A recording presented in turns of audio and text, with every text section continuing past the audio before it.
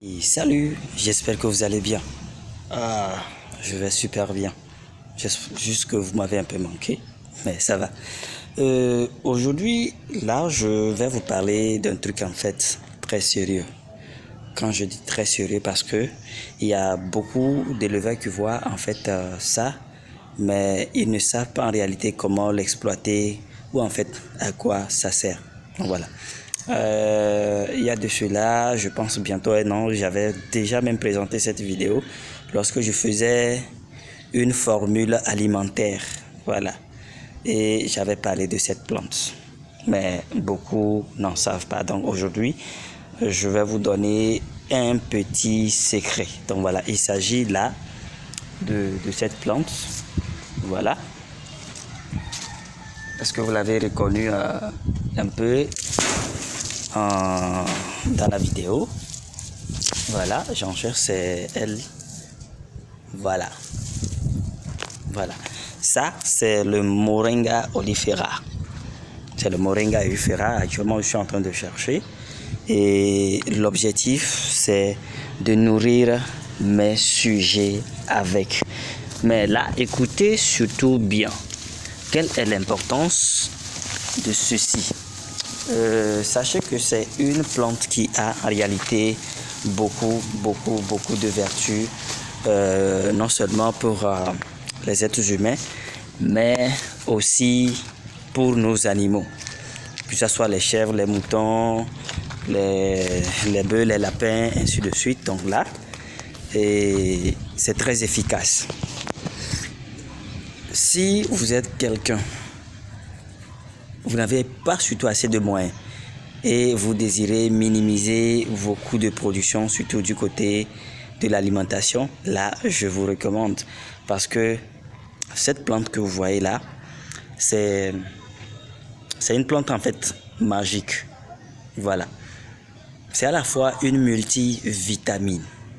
Elle est très riche, ou bien elle contient beaucoup d'éléments nutritifs, voilà, qui permettent de booster un peu la production, surtout quand vous êtes dans le domaine d'élevage, dans le domaine avicole surtout. Donc voilà. C'est également une plante qui intervient énormément dans la santé animale, en renforçant en fait le système immunitaire. Vous savez que quand un sujet a un système immunitaire renforcé, là, ça lui permet de pouvoir gérer tout ce qui est comme maladie, donc voilà, dans l'élevage. Mais quand le système n'est pas vraiment renforcé, bref, vous pouvez bien nourrir les sujets, ainsi de suite, mais vos sujets vont tomber malades. Donc là, je vous montre un truc sur comment surtout l'exploiter ou bien l'utiliser.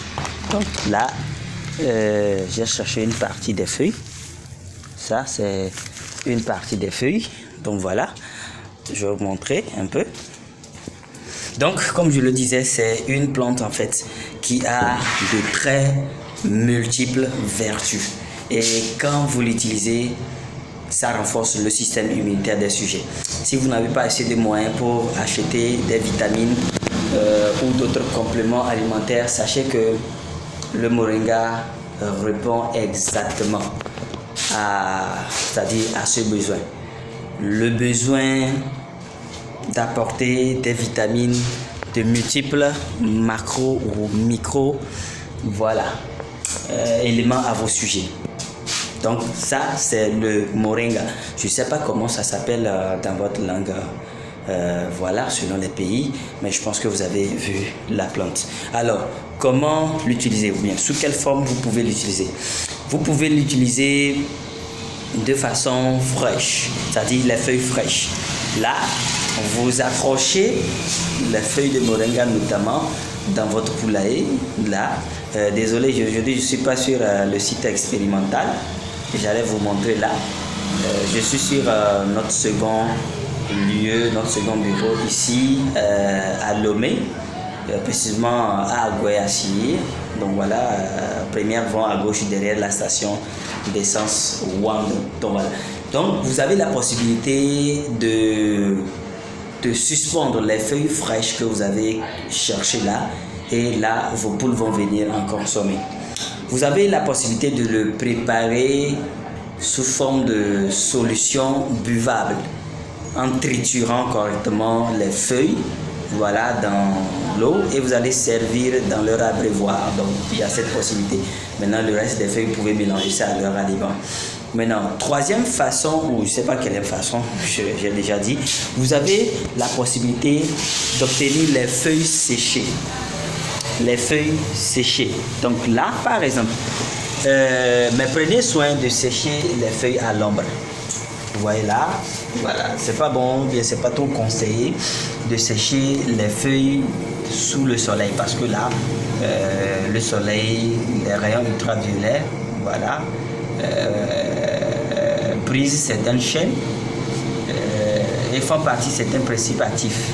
Voilà, donc c'est pourquoi c'est conseillé de sécher ça à l'ombre. Ici, là, je l'ai séché juste un peu au-dessus de ma machine, de la couveuse.